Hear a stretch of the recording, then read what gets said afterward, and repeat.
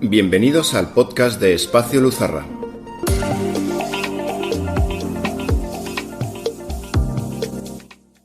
Porque las mujeres geniales no se pueden esconder. Su nombre acaba saliendo.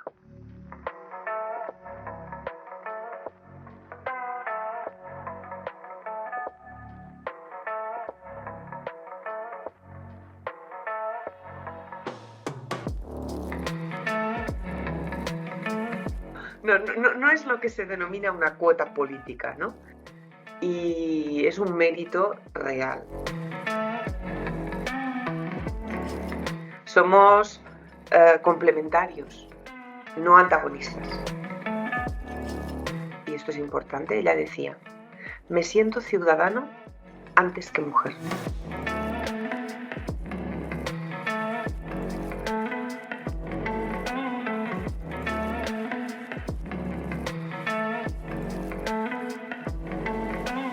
Hoy nos echaremos a andar, siguiendo los pasos de vidas ejemplares, mujeres valientes y laboriosas que fueron capaces de mejorar el mundo que recibieron.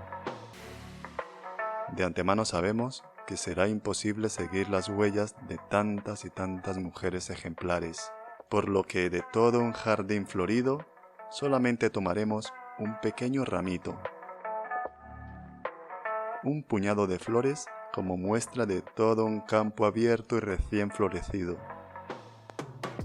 Dedicamos este espacio a esas Perséfones que se abrieron paso a través de los tiempos, y aunque la arena de la historia cubra sus pisadas, todavía a través del polvo aún se pueden ver sus huellas. Hoy, en la mirada poética, huellas de mujeres geniales. Mi nombre es Florence Nightingale y me di cuenta que había mucho trabajo por hacer en cuanto a los soldados enfermos. Planifiqué y mejoré todos los detalles para que los soldados estuvieran atendidos las 24 horas. Realicé personalmente las rondas nocturnas, lo que me valió el apodo de la Dama de la Lámpara. Gracias a todo este esfuerzo, la mortalidad de los soldados disminuyó. Hoy en día sabemos que la higiene es tan importante como los medicamentos.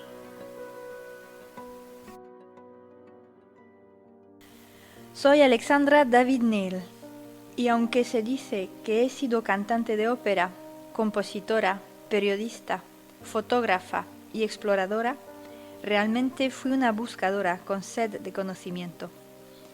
Fui una de las primeras personas que entró en Lhasa, la capital del Tíbet, en 1924, cuando era una ciudad prohibida no ya para las mujeres, sino para cualquier extranjero. Llegar fue toda una aventura. Usé artimañas, me disfracé de mendiga, enfrentándome durante 3 años a animales salvajes, a bandidos, al hambre, el frío gélido y tormentas a 5.000 metros de altitud. La víspera de mi 101 cumpleaños decidí renovar mi pasaporte, porque nunca se sabe cuándo una va a necesitarlo. El camino no acaba, ni siquiera con la muerte. Mi nombre es Perico el de los Palotes, Gabriel Luna, Marianela, Colombine. A finales del siglo XIX era necesario usar seudónimos a ser posible masculinos. En realidad me llamo María del Carmen Ramona y se me conoce como Carmen de Burgos.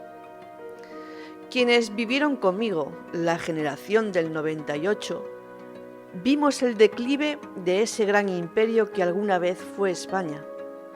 Desde mi labor como periodista me esmeré por poner el foco en la importancia y necesidad de la educación de la mujer, como motor del que depende la civilización y el progreso de los pueblos. Ocuparse de la educación de la mujer es ocuparse de la regeneración y progreso de la humanidad. Mi nombre es María Reitz y aunque nací en Alemania, un día descubrí en Perú las misteriosas figuras trazadas sobre la piel del desierto.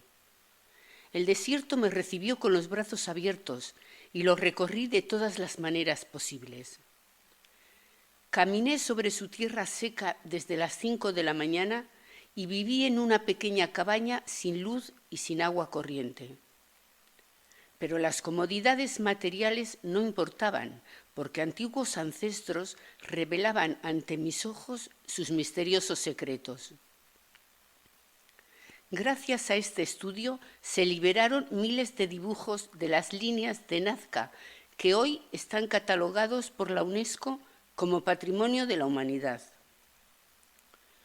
Uno debe pretender primero encontrarse a sí mismo antes de ser alguien para el mundo.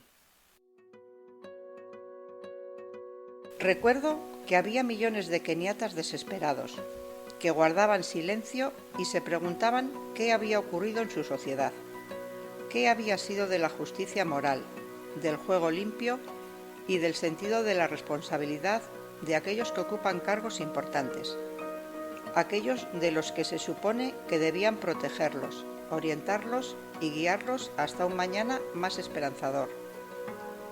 El clima para la recepción de una idea puede ser inhóspito y puede hacer falta tiempo para que la idea se entierre en el suelo de la sociedad, germine y extienda sus raíces, pero al final la idea brota a la vida y comienza a crecer.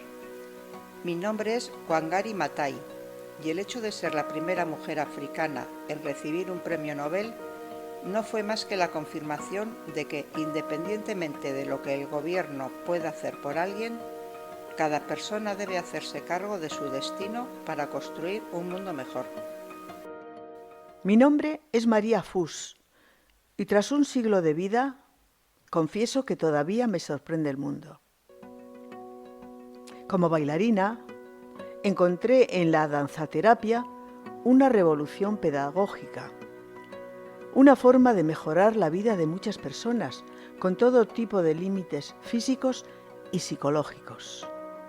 Hay que bailar la vida como los astros, sin romper la armonía, y eso nada tiene que ver con la esbeltez de un cuerpo.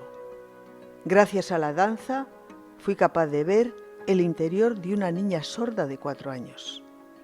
Aquella niña se convirtió en una bailarina profesional y sus talleres de danza son ahora famosos en todo el mundo.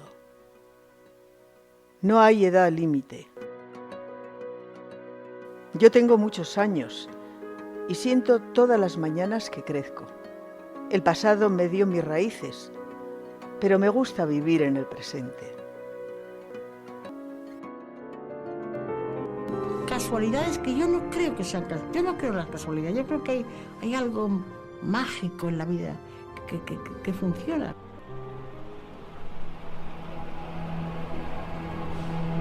¿Qué es el alma de la mujer? ¿Qué debe conquistar para recuperar su verdadero papel, no solo en la sociedad, sino en la historia? La mujer puede dar vida a un cuerpo, a un alma, a una sociedad y a una civilización. La mujer es amor, es la gran capacidad de unión, es el fuego del hogar, del templo y del centro de la tierra.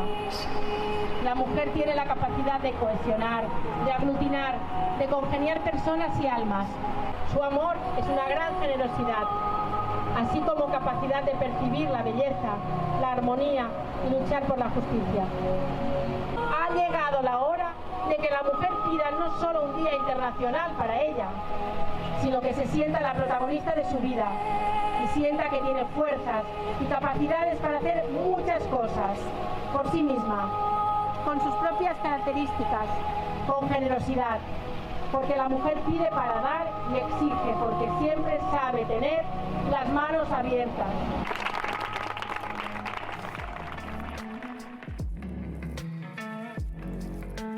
Mira, creo que sería un mundo en que miremos a los ojos de la persona y no a su sexo.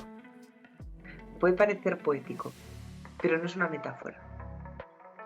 Sus ojos y sus manos. Sus manos son las que hacen su vida, su obra, sus acciones. Lo que hago es lo que me determina. Y mis ojos son mis sueños, mis inspiraciones, mi alma, ¿acaso no? y dejaría que los genitales y las hormonas hagan su curso natural.